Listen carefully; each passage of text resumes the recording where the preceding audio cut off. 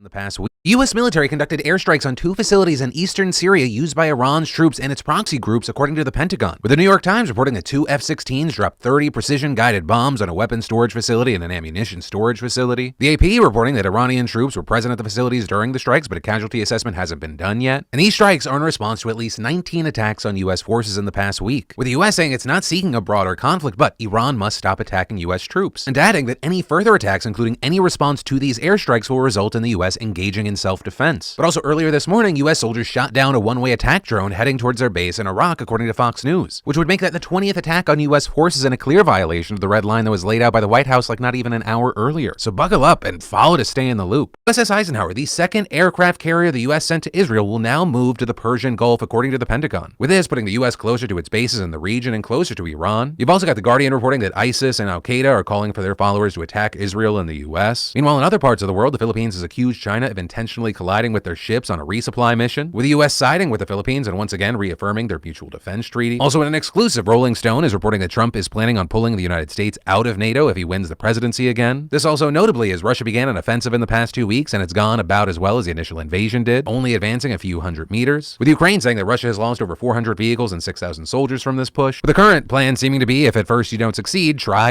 again. Follow to stay in the loop. A Chinese fighter jet came within 10 feet of a U.S. B-52 bomber over the South China Sea earlier this week, and that's what you're seeing on screen right now. The U.S. saying the Chinese pilot was, quote, flying at an uncontrolled excessive speed, flying below, in front of, and within 10 feet of the B-52, putting both aircraft in danger of collision. And in response to this, China released a video showing a U.S. warship doing what they call close-in harassment on August 19th, which is what you're watching right now. And so China is saying the U.S. is the real provoker, risk taker, and disruptor. But the U.S. says that China engaged in risky and aggressive behavior in the skies over 180 times since fall of 2021. But hey, follow to stay in the loop.